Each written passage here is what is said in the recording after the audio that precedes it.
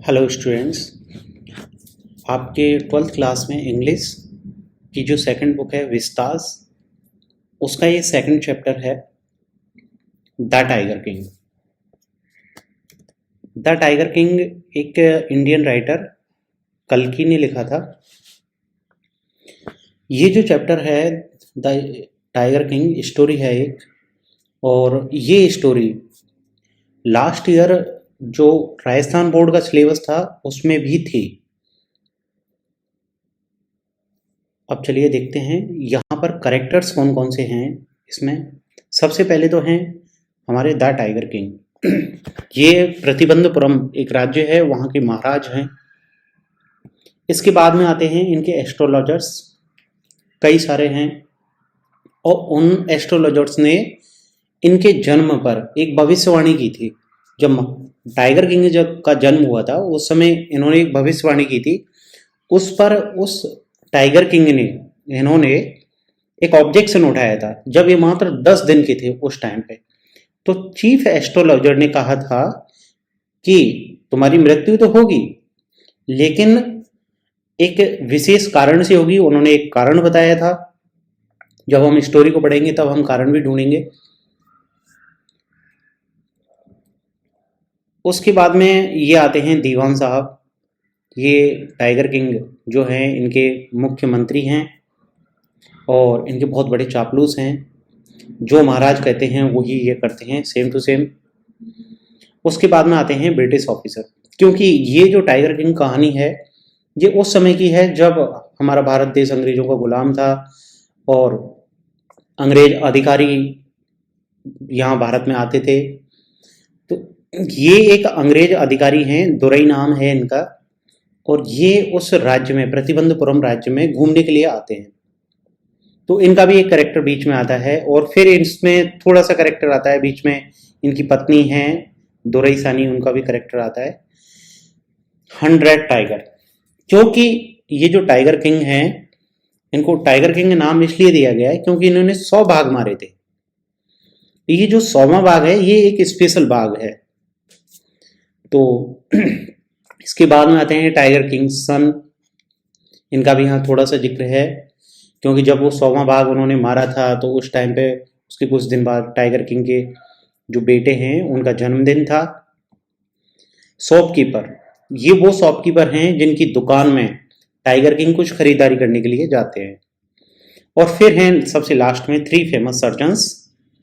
ये वो सर्जन हैं जब महाराज टाइगर किंग जो हैं वो बीमार हो गए हैं, तो उनकी शल्य चिकित्सा के लिए ये 3 फेमस सर्जन्स बुलाए गए थे, और ये इस पूरी कहानी का पटाक्षेप कर देते हैं।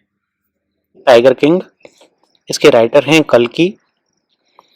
और टाइगर किंग कौन थे उसके बारे में चलिए पता लगाते हैं। टाइगर किंग जो हैं वो प्रतिबंधपुरम के महाराजा हैं, वो ही इस कहानी के हीरो हैं।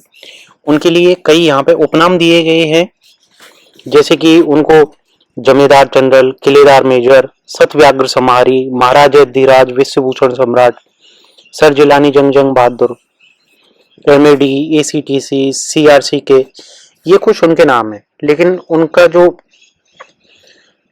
सबसे ज्यादा चलन वाला नाम था वो था टाइगर किंग। अब आज हम आपको ये बताते हैं कि उनका टाइगर किंग नाम क्यों पड़ा था। जब वो केवल 10 दिन के थे, जब बच्चे का जन्म हुआ था और जब वो केवल 10 दिन का था, तो कुछ भविष्यवेत्ता आए और उन्होंने कुछ ऐसे कहा कि ये बच्चा जो है योद्धाओं का योद्धा, हीरो का हीरो, चैंपियनों का भी चैंपियन बनेगा। फिर उसके बाद में उन्होंने अपनी बात बीच में काट ली। फिर जब उनसे कहा कि अपनी पूरी बात कहो, तो उन्होंने कहा कि इस नक्षत्र में जन्मे बच्चे को एक दिन मरना होगा। उसी समय एक चमत्कार हुआ। 10 दिन का बच्चा बोला कि अरे बुद्धिमान भविष्यवेत्ताओं, ये बताओ कि मैं कैसे मरूंगा।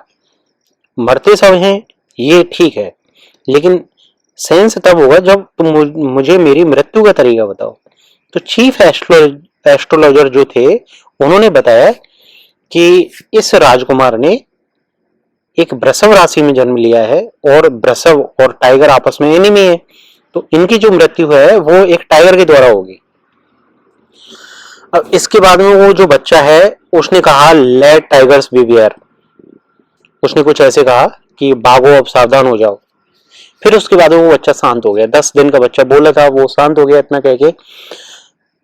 प्रतिबंधपुरम राज्य में तब से ये एक अफवाह थी, जो बच्चा है क्योंकि वो शाही राजकुमार था, उसका पालन पोषण एक अंग्रेजी तरीके से हुआ, तो उसने अंग्रेजी गाय का दूध पिया था, उसको इंग्लिश नैनी ने पाला था, एक इंग्लिश टीचर के द्वारा उसको इंग्लिश में शिक्षा मिली थी, उसने इंग्लिश फिल्मों के अलावा कुछ नहीं देखा था, जैसे कि अन्य भारतीय राज्यों के राजकुमारों को उनके साथ में होता था, उनकी ऐसी परवरिश होती थी, ठीक उसी प्रकार से इस राजकुमार की हुई थी।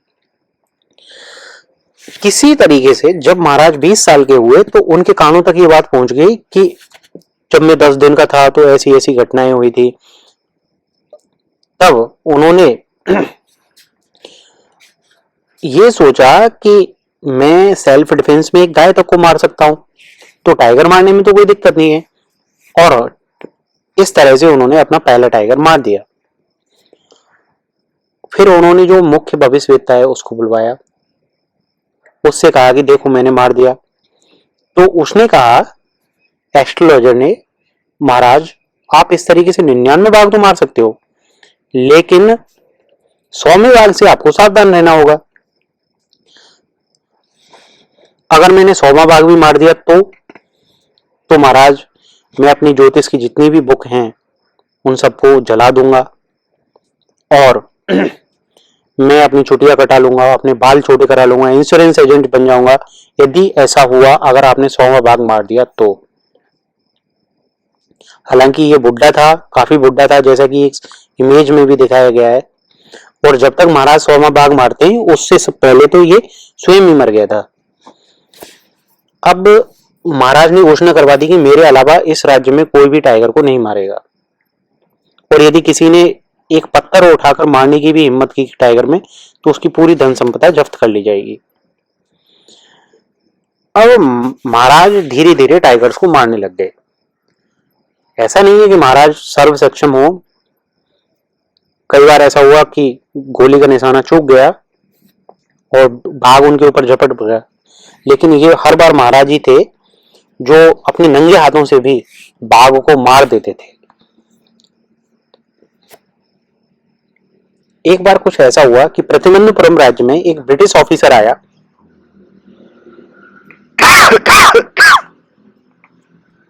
उस ब्रिटिश ऑफिसर ने अपने उस राज्य में एक बाघ को मारने की अपनी इच्छा जाहिर की, लेकिन महाराज तो इस काम के लिए तैयार ही नहीं थे। उन्होंने तो कह दिया था कि मेरे अलावा इस राज्य में बाघ को कोई नहीं मार सकता। तब महाराज के जो सेक्रेटरी था उसने ये कहा कि ठीक है, महाराज खुद बाघ को मार लें। ब्रिटिश ऑफिसर तो सिर्फ उसके फोटो के, उसके जो मरा हुआ बाघ है उसके स्किन के साथ में एक फोटो खिंचवाना चाहते हैं अपनी बंदूक पकड़े हुए। महाराज को यह भी मंजूर नहीं था कि मैं बाघ को मारूं और मेरे मरे हुए बाघ के साथ में वो फोटो खिंचवाए, तो उन्होंने इससे भी मना कर दिया। तब महाराज के सामने ये खतरा हो गया कि उसका राज्य चला जाएगा। उन्होंने अपने दीवान से कह के एक कलकत्ता की ज्वेलर्स कंपनी जो थी, ब्रिटिश ज्वेलर्स कंपनी, उसके लिए एक टेलीग्राम भेजा और कुछ महंगी महंगी हीरे जड़ित अंगूठियां उन्होंने, डायमंड रिंग्स मंगवाई, सैंपल्स मंगवाए, कुछ 50 सैंपल आए।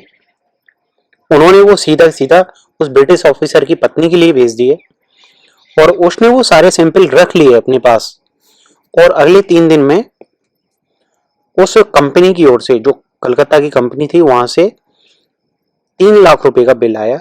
महाराज ने वो बिल पे कर दिया और महाराज इस बात से खुश थे कि मैंने मेरा राज्य बचा लिया। अब यहाँ पे महाराज देखिए, महाराज अपना राज्य बचाने की खातिर जनता के जो पैसे हैं, राज्य का जो खजाना है, उसमें से 3 लाख रुपए खर्च कर दिए। महाराज अगले 10 साल तक ऐसे ही शिकार करते रहे और उन्होंने इस प्रकार से 70 बाघ मार दिए। पर अब उनके सामने एक समस्या उत्पन्न हो गई कि उनके खुद के राज्य में बाघों की संख्या बिल्कुल खत्म हो गई। अब वो कैसे मारें बाघों को? तो फिर उन्होंने दीवान साहब को बुलवाया और उनसे कहा कि महाराज दीवान साहब मैं शादी करना चाहता हूँ, ऐसी लड़की से शादी करना चाहता हूँ जिस राज्य में बाघों की संख्या ज्यादा हो। तो उनको एक ऐसी राजकुमारी मिल भी गई, उनसे उनकी शादी हो गई। जब भी महाराज वहां पे जाते तो वो, जब भी अपने फादर इन लॉ यानी ससुराल में जाते, ससुर जी के यहाँ, तो वो 5-6 टाइगर्स को वहां पे मार के आ जाते। इस तरह से उन्होंने 99 बाघ मार दिए। अब जैसे ही एक बाघ बचा तो महाराज बहुत ज्यादा व्याकुल हो गए और उनकी व्याकुलता बहुत ज्यादा बढ़ गई। अब ना तो उनके राज्य में ना उनके ससुर के राज्य में कहीं भी बाघ बचे नहीं थे, सब खत्म हो गए। महाराज को एक और चाहिए अपना 100 पूरा करने के लिए। अब देखिए, अब महाराज थोड़ी सी निराशा में डूब गए। उसी समय एक न्यूज आई किसी पड़ोसी गांव से कि वहां पे बकरियां गायब हो रही हैं। तो गांव वालों ने समझा कि ये टाइगर ही होगा, वो उस न्यूज को लेके महाराज के पास पहुंचे। महाराज ने उस गांव का अगले 3 साल का लगान माफ कर दिया। महाराज स्वयं शिकार के लिए चले गए। महाराज ने वहां जाके बाघ को ढूंढा लेकिन बाघ नहीं मिला। इसी बीच काफी सारे जो सैनिक थे उनकी नौकरी चली गई, क्योंकि वो सैनिक जो थे वो आके कहते कि महाराज बाघ नहीं मिला। महाराज क्या कहते, ठीक है तुम नौकरी से निकल जाओ। एक दिन दीवान साहब से भी ऐसे ही कह दिया कि दीवान साहब या तो बाघ लेके आओ, नहीं तो तुम्हारी भी नौकरी चली जाएगी। अब दीवान साहब अपने घर गए, वहां पे देखा कि पीपल्स पार्क मद्रास से लाया गया एक बाघ उनके घर में छुपा के रखा गया है। महाराज दीवान साहब इस बाघ को अपनी कार में रखते हैं, कार में बैठाते हैं, क्योंकि वो बाघ जो था वो काफी बुढ़ा था, वो चल फिरने में भी सक्षम नहीं था। उसको लेके दीवान साहब जंगल में जाते हैं, वहां महाराज के सामने उसको उपस्थित किया जाता है। महाराज उसमें गोली मारते हैं, बाघ वहां पे गिर जाता है। महाराज सैनिकों से ये कहते हुए कि इसको जुलूस में लेके आया जाए, शहर में घुमाया जाए, फिर इसको दफनाएंगे। निकल जाते हैं महाराज। तो अब वो जो सैनिक हैं, शिकारी हैं, उन्होंने देखा कि बाघ तो जिंदा है, बाघ ने तो अपनी आंखें घुमाई गोल गोल। वो ये समझ गए कि बुलेट है, जैसे ही वो पास से गुजरी तो ये उसके झटके से मूर्छित हो गया। अब वो जिंदा था, तो उन्होंने सोचा कि अगर इस बात को बताएंगे महाराज को तो महाराज हमारी नौकरी चली जाएगी। तो एक शिकारी ने बहुत सावधानी से निशाना लगाया और बाघ को मार दिया। अब 100वां बाघ मारा था किसी शिकारी ने, महाराज ने नहीं मारा खुद। 100वें बाघ को एक जुलूस के साथ में कस्बे में ले जाया गया, वहां पे उसको दफना दिया गया, उसके ऊपर एक टॉम्ब बना दी गई। फिर उसके बाद में महाराज के बच्चे का तीसरा जन्मदिन कुछ ही दिनों बाद आ गया। महाराज ने सोचा इस बच्चे को कुछ गिफ्ट देना चाहिए।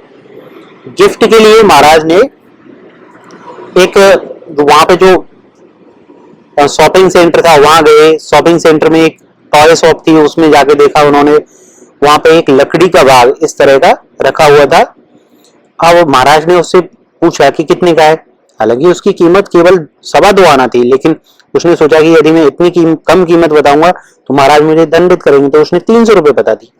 लेकिन महाराज यहाँ भी लालची और धूर्त निकले बहुत ज्यादा है, और उन्होंने उसको 300 रुपये पे नहीं किए। उसने कहा कि ठीक है हम इसको तुम्हारी तरफ से गिफ्ट समझ लेते हैं, और वो उसको ले आए।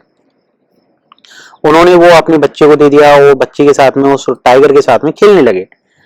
और जब वो खेल रहे होते हैं, क्योंकि ये जो टाइगर था ये किसी अनस्किल्ड कारपेंटर ने बनाया था, और इसमें काफी सुई जैसे कुछ कांटे इसमें निकले हुए थे। उनमें से एक कांटा महाराज के हाथ में चुभ गया। अगले दिन उस हाथ में, उस घाव में इन्फेक्शन फैल गया, और अगले 4 दिन में तो इन्फेक्शन पूरे हाथ में फैल गया। मद्रास से 3 फेमस सर्जन बुलाए गए। उन्होंने ऑपरेशन करने का निश्चय किया। ऑपरेशन हुआ, तीनों ऑपरेशन थिएटर से बाहर निकले। उन्होंने कहा कि ऑपरेशन तो सक्सेसफुल रहा, पर महाराज मर गए।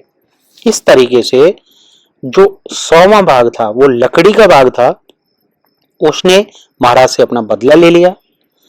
हालांकि चीफ एस्ट्रोलॉजर जो था उसने भी ये बिल्कुल स्पष्ट नहीं कहा था कि बाघ लकड़ी का होगा, प्लास्टिक का होगा या कैसा होगा, लेकिन उसने सिर्फ ये कहा था कि 100वें बाघ से सावधान रहना। 100वां बाघ जो एक्चुअल बाघ था, जिंदा बाघ, उसको तो मारा था शिकारियों ने, महाराज ने नहीं मारा था। और महाराज जिसके साथ में खेल रहे थे 100वां बाघ, वो था लकड़ी का बाघ, और उसने इस तरह से अपना बदला ले लिया। चलिए अब इसके कुछ क्वेश्चंस हैं। कुछ क्वेश्चंस तो इसके बीच में आए थे, जैसे यहाँ पे how will Maharaj prepare himself for the 100 tiger which was the suppose to decide his fate.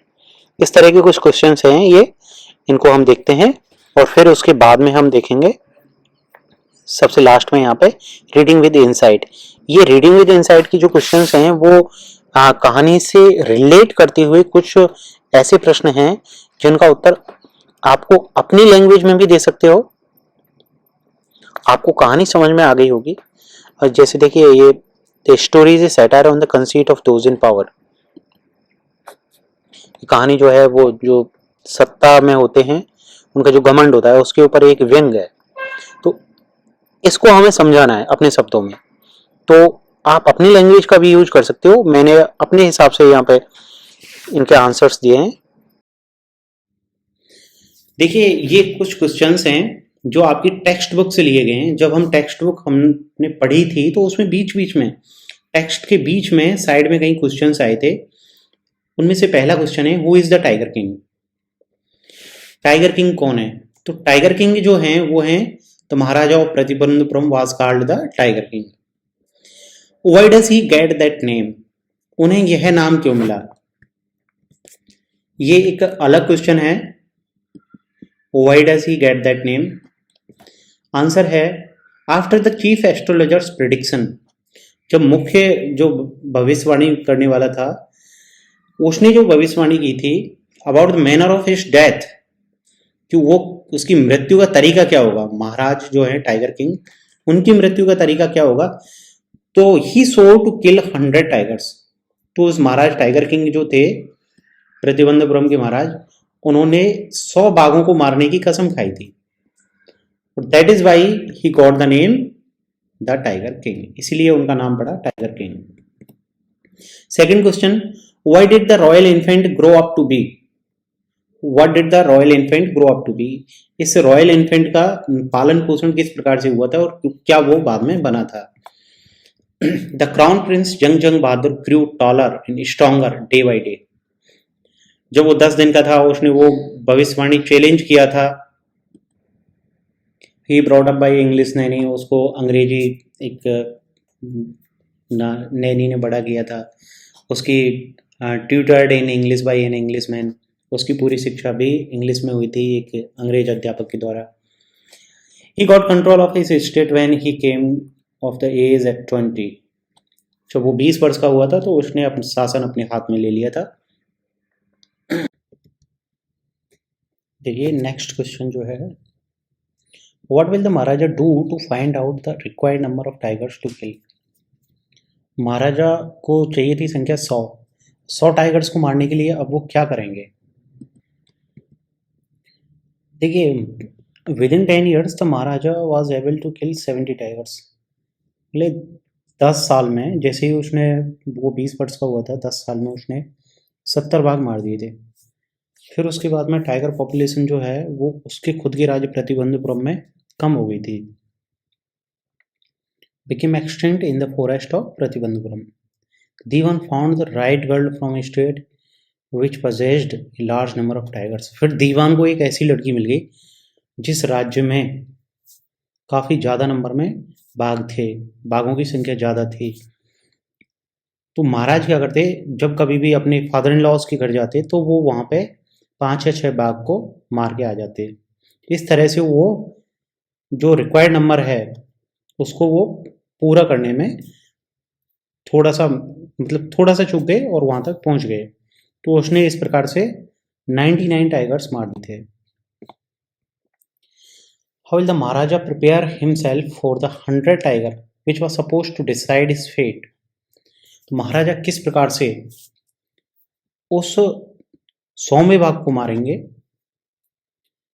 जो उनके भाग्य का निर्धारण करने वाला था। और देखिए यहाँ पर ये पूरी वो कहानी है जिसमें महाराज जो है, जब 100वां बाघ केवल एक रह गया था 100वां बाघ मारना, तो उनकी जो उग्रता है, व्यग्रता है, वो काफ़ी फीवर पिच पे पहुंच गई। वो बहुत ज़्यादा व्यग्र हो गए उस 100वें बाघ को मारने के लिए, और फिर वो दिन में तो उस 100वें बाघ की खोज करते, रात में उसके सपने आते 100वें बाघ के। इस प्रकार से टाइगर फार्म भी, मतलब टाइगरों की संख्या उसके राज्य में, उसके ससुर जी के राज्य में, दोनों जगह पे बिल्कुल खत्म सी हो गई थी, एक भी बाघ नहीं बचा। अब महाराज जो है, महाराज व संक इन ग्लूम, महाराज उदासी में बैठ गए। फिर तभी एक खुशखबरी आई कि उसके खुद का जो राज्य है, उसके एक पहाड़ी साइड वाला जो गांव है, वहाँ से सीप, भेड़ें जो हैं वो गायब होना स्टार्ट हो गई। इसका मतलब था कि एक टाइगर ही अपना काम कर रहा है। तो गांव वाले महाराज के पास सूचना देने के लिए पहुंचे। महाराज ने उस गांव वालों के लिए अगले 3 साल के लिए लगान माफ कर दिया, और महाराज स्वयं शिकार पर निकल गए। वो बाघ, 100वां बाघ जो था, वो आसानी से मिलने वाला नहीं था। तो महाराज उसी जंगल में कैंप करके बैठ गए और टाइगर का इंतजार करने लगे। इस प्रकार से उन्होंने टाइगर को मारने की प्रिपरेशन की थी, स्वयं तैयार हुए थे। लास्ट 5th क्वेश्चन, ये आपकी बुक की क्वेश्चन है। What will now happen to astrologer. अच्छा, अब यहाँ पे ये जो क्वेश्चन है, ये बुक के एंड में है, मतलब जो पार्ट है आपका जहाँ पे लगभग खत्म होने वाला है, उस जगह पे क्वेश्चन दिया हुआ है। Astrologer was already dead. उस समय तक तो एस्ट्रोलॉजर मर गया था। He could not be punished और रिवार्डेड। तो उसको ना तो दंड दिया जा सकता, ना ही पुरस्कार दिया जा सकता। Do you think the prophecy was indisputably disapproved. क्या आप ये सोचते हैं कि जो भविष्यवाणी हुई थी वो बगैर किसी डिस्पुट के गलत साबित हो गई थी। Prophecy was not disapproved. Prophecy गलत साबित नहीं हुई थी। Is the king had made his death. तो राजा को अपनी मृत्यु प्राप्त हुई with the infection caused by the silver of the wooden tiger. जो 100वां बाघ था वो असली का बाघ नहीं था, वो क्या था, एक वुडन टाइगर था। और उसकी जो छोटे छोटे कांटे लगे हुए थे उसके शरीर पर, उससे जो सिल्वर थी, एक कांटा था, उसके द्वारा जो इन्फेक्शन फैला था, उससे राजा की मौत हुई थी। तो यहाँ पर तो जो एस्ट्रोलॉजर था, चीफ एस्ट्रोलॉजर, उसने भी स्पष्ट नहीं किया था कि किस प्रकार से राजा जो है वो 100वें बाघ से मरेगा। वो उसने ये स्पष्ट नहीं किया था कि 100वां बाघ जो है वो काफी बड़ा जानवर है, या फिर प्लास्टिक का 100वां बाघ है, या फिर लकड़ी का है। ये क्वेश्चंस जो हैं वो स्टोरी के बाद में दिए गए हैं। रीडिंग विद इनसाइट, यहाँ पर आपको अपनी अंतर्दृष्टि का प्रयोग करना है, और ये लिटरेचर से संबंधित कुछ क्वेश्चंस हैं। देखिए, the story is a satire on the conceit of those in power. ये जो स्टोरी, जो व्यक्ति पावर में होते हैं, जिनके पास सत्ता होती है, उनका जो अहंकार होता है, उसके ऊपर ये कहानी एक व्यंग है। How does the author employ the literary device of dramatic irony in this story. जो ऑथर है कल्कि, वो इस स्टोरी में ड्रामेटिक आयरोनी की जो लिटरेरी डिवाइस है उसको किस प्रकार से स्थापित करता है। देखिए, ये किस प्रकार से एक सैटायर है। The story is a satire on the conceit of those in power. It is usually seen that those in power have too much pride in themselves and what they do. जो कोई भी power में होता है उसके पास में इतनी ज़्यादा, मतलब वो प्राइड होता है, घमंड होता है अपने आप में, और जो कुछ भी वो करते हैं, मतलब वो जो भी करते हैं वो अपने आप को सही मानते हैं। Two such specimens in the story are the tiger king and the British officer. यहाँ पर 2 नमूने हैं। एक तो है टाइगर किंग जो अपने अहंकार में 100 बाघों को मार देता है, और दूसरा है British officer. The author employs dramatic irony and humour to show this their faults and weakness. यहाँ पर जो ऑथर हैं कल्कि, वो इनकी गलतियों और इनकी कमजोरियों को दिखाने के लिए ड्रामेटिक आयरोनी और ह्यूमर का प्रयोग करते हैं। Words of this characters carry an extra meaning. इनका जो यहाँ पर एक अलग ही एक्स्ट्रा मीनिंग लेके चलते हैं, अतिरिक्त मतलब है इनका। They do not know what is going to happen, ये दोनों लोग नहीं जानते कि आगे क्या होने वाला है। Tiger king resolve to hunt 100 tiger to disapprove the prediction of astrologer. जो एस्ट्रोलॉजर ने प्रिडिक्शन की थी उसको गलत साबित करने के लिए टाइगर किंग 100 बाघों तक को मार देता है। In his stubbornness he falls prey to a wooden tiger, और अपनी इसी जिद में वो एक लकड़ी के बाघ का शिकार बन जाता है। The high ranking British officer is equally when, और वो जो उच्च अधिकारी था, ब्रिटिश उच्च अधिकारी, वो भी बिल्कुल इसी बराबर रूप से बहुत ज़्यादा बेकार व्यक्ति था। He is more interested in photograph with carcass then hunting itself. अच्छा देखिए, उसको इतना ज़्यादा शौक था मरे हुए टाइगर की स्किन के साथ में फ़ोटो खिंचवाने का कि उसके लिए वो कुछ भी करने के लिए तैयार था, बजाय उसको स्वयं मारने के। नेक्स्ट क्वेश्चन जो है, what is the author indirect comment on subjecting the innocent animal to the wilfulness of human beings. Author यहाँ पे ये कहना चाहता है कि ये जो इनोसेंट एनिमल्स हैं ये मानवों की इच्छा के ऊपर, मानव जो हैं उनकी इच्छा के ऊपर इनका जीवन निर्भर रहता है। तो इसके ऊपर ऑथर जो है इनडायरेक्टली कमेंट करता है, for centuries innocent animals have been subject to the wilfulness of human beings. सदियों से जो इनोसेंट एनिमल्स हैं वो ह्यूमन बींग्स की इच्छा पर ही जिंदे रहते हैं। Man has killing animals for sport, meat and organs of body. आदमी खेल, मांस और शरीर के अंगों के लिए इन जानवरों को मार देता है। Man advances strength logic to defend even his unlawful and cruel acts. जो आदमी है वो अपने बचाव के लिए अनेक प्रकार के गैर कानूनी तरीके और क्रूअल एक्ट्स तक कर देते हैं, निर्दयी तरीके से हत्या कर देते हैं। It reveals not only the carelessness of human beings towards wild life but their disregard for maintaining ecological balance. यहाँ पर ये खुलासा होता है कि आदमी जो है वो वाइल्ड लाइफ की बिल्कुल परवाह नहीं करता और ना ही इकोलॉजिकल बैलेंस को मेंटेन करने के लिए उनके प्रति थोड़ा सा सम्मान दिखाता है।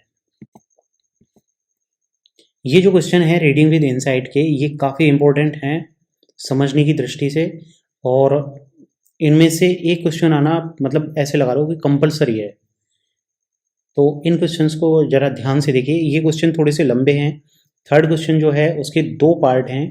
पहला पार्ट तो ये है, how do you describe the behaviour of maharaja's minions towards him.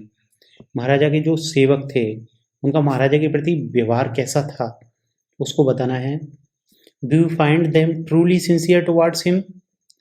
क्या आपको लगता है कि वो सच्चे दिल से महाराजा के प्रति वफादार थे, और they driven by fear when they obey him, या फिर जब कभी भी वो उसके आज्ञा का पालन करते थे तो उन्हें कोई डर होता था, डर की वजह से आज्ञा पालन करते थे।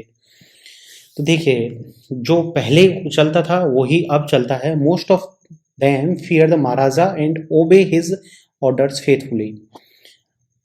उनमें से लगभग 90%, 99% जो थे वो महाराजा के डर के कारण उसके फेथफुली उसके ऑर्डर्स का पालन करते थे। They are not disobey him और कॉन्ट्राडिक्ट हिम। उनमें हिम्मत नहीं होती थी कि उसका अवज्ञा करें, उसका विरोध करें। The maharaja's displeasure means loss of job.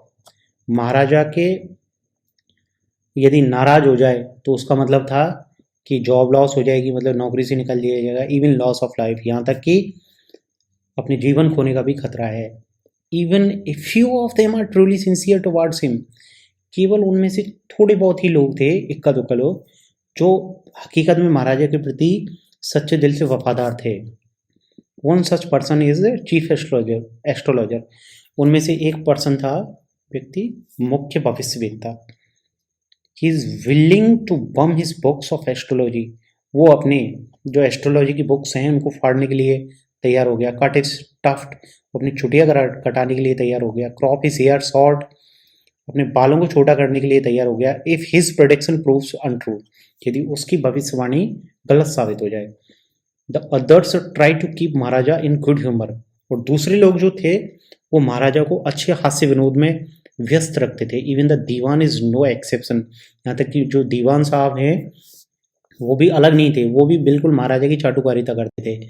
अब इसमें अगला क्वेश्चन, थर्ड क्वेश्चन में ही है, do we find a similarity in today's political order, क्या हमें आज का जो राजनीतिक व्यवस्था है उसमें भी बिल्कुल इसी प्रकार का दृश्य परिलक्षित होता है।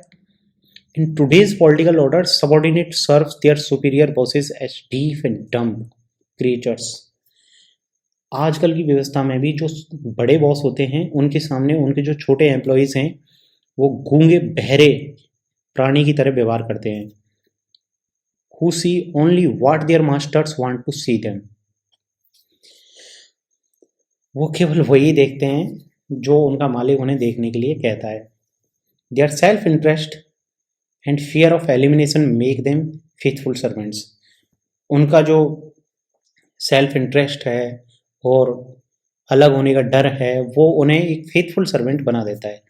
और आज के लिए भी व्यवस्था भी ऐसी हो रही है कि देखिए अभी चाहे कोरोना काल चल रहा हो या फिर कोई भी काल चल रहा हो, गवर्नमेंट ने जो ऑर्डर पास कर दिए, सब के सब आईएएस ऑफिसर्स, पुलिस, सारे डिपार्टमेंट्स उन ऑर्डर्स को ब्लाइंडली फॉलो करने लग जाते हैं।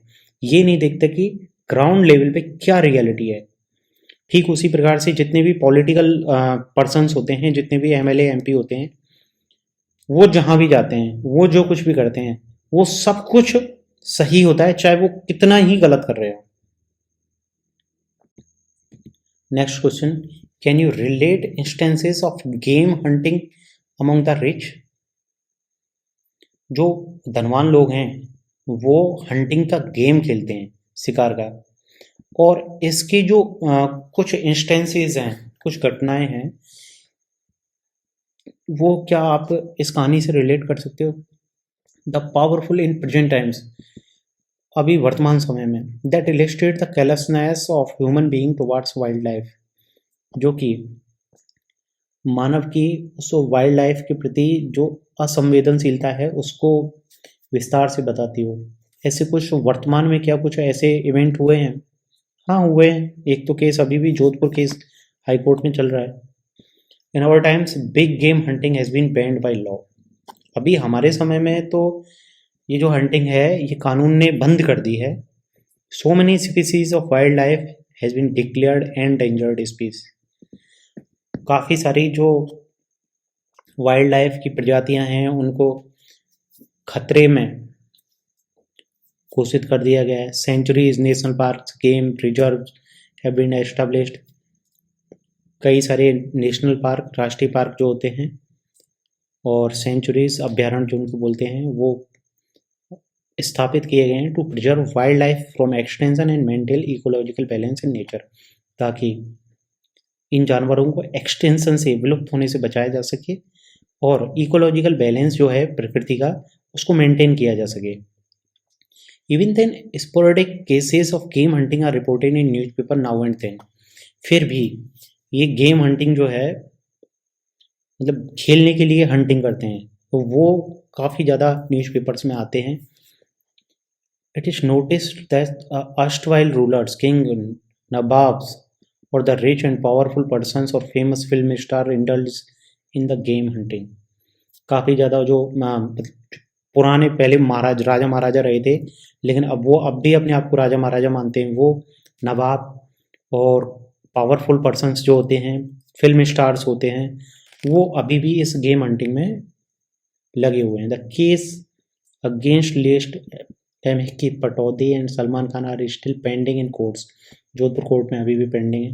पूचर्स and smugglers to destroy wildlife for skin, meat and for various organs of body and escape scot free, काफ़ी ज़्यादा जो चोर होते हैं, स्मगलर होते हैं, वो स्किन के लिए, मीट के लिए, उनके काफ़ी सारे शरीर के अंगों के लिए, जैसे हाथियों का जो होता है वो हाथी दांत के लिए उनको मार देते हैं, तो इन सब के लिए वो इस वाइल्ड लाइफ को डिस्ट्रॉय करते हैं और बच के भाग जाते हैं।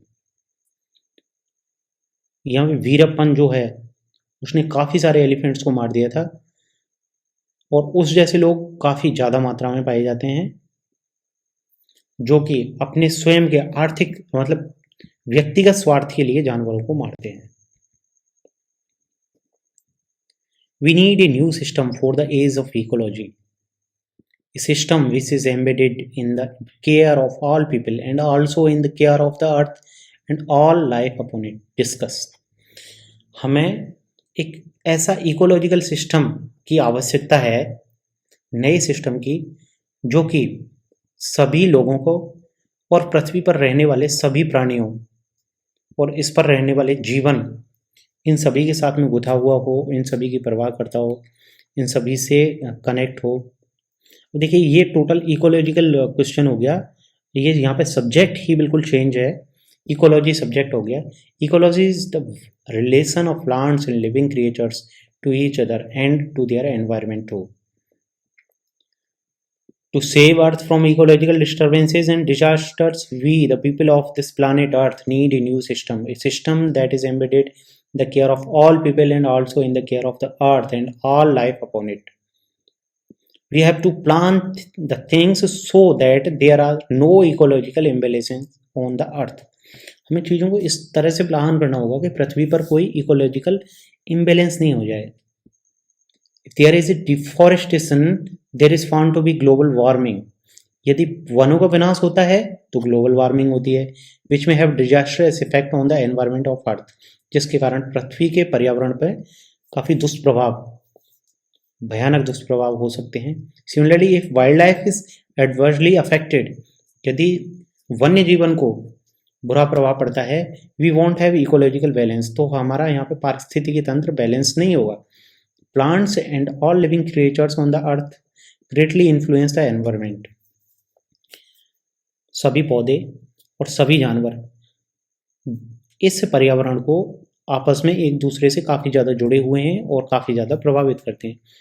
So we must see that they coexist if we want healthy and pollution free environment. यदि हमें एक स्वस्थ और पॉल्यूशन फ्री, प्रदूषण मुक्त हमें वातावरण चाहिए, तो हमें ये अवश्य देखना होगा कि सभी पेड़ पौधे, सभी जानवर और मनुष्य सभी आपस में साथ में रहें। यदि इनमें से एक को भी नष्ट कर दिया जाएगा तो इससे नीचे वाला जो स्तर है वो एकदम से बढ़ जाएगा। जैसे कि यदि जो पक्षियों की प्रजाति है उसको यदि खत्म कर दिया जाए तो फिर क्या होगा? पक्षियाँ खाती हैं कीड़े मकोड़े और मच्छरों को, तो कीड़े मकोड़े और मच्छरों की संख्या एक साथ बहुत ज़्यादा बढ़ जाएगी। ऐसे ही यदि जो घास खाने वाले जानवर हैं उनको यदि खत्म कर दिया जाए तो घासों की संख्या बहुत ज़्यादा बढ़ जाएगी। यदि छोटी मछलियों को खत्म कर दिया जाए तो छोटी मछलियों पे जो डिपेंड हैं बड़ी मछलियाँ, वो एक साथ खत्म हो जाएंगी, और छोटी मछलियाँ जिसको खाती हैं एल्गी, फंजाई वगैरह, वो एक साथ ज़्यादा मात्रा में बढ़ जाएंगी। तो ये सब कुछ बैलेंस जो है वो गड़बड़ हो जाता है और उस बैलेंस को मेंटेन करने की बहुत ज़्यादा ज़रूरत है। तो उसमें मेन चीज़ दो हैं, प्लांट्स एंड एनिमल्स, दोनों बराबर मात्रा में होने चाहिए, मतलब दोनों एक ऐसे होने चाहिए कि इकोलॉजी है जो है वो बैलेंस रहे। आज के लिए बस इतना ही, थोड़ा वीडियो लंबा हो गया है। क्वेश्चन आंसर्स आज थोड़ी डिटेल में बताए थे, लेकिन ये बताना ज़रूरी भी है। अगर आपको वीडियो अच्छा लगा हो तो लाइक ज़रूर करें वीडियो को, और इस चैनल को सब्सक्राइब कर लें। मिलते हैं अगले ऐसे ही किसी वीडियो में, तब तक